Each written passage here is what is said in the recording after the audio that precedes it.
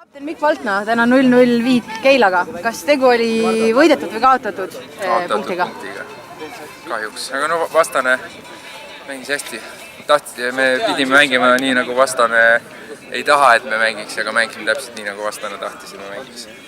Ei olnud väga raske neil tegelikult, kahjuks. Aga no mõned võimalused olid, ei löönud täna. Velko tuli tegelikult ikkagi võidumõtetega, et too palun välja üks asi, mis siis täna ei toiminud nagu tahtsite ja üks asi, mida on tegelikult, nagu öeldakse, siit siis hea kaasa võtta järgmistesse mängudesse.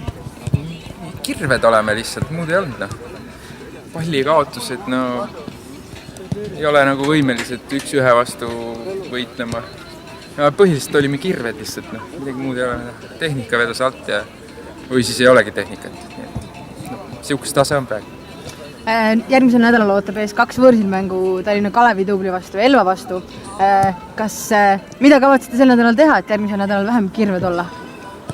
Peaks lihtsalt sööta harjutama ja midagi muud ei tohigi näha enam. Ma ei tea.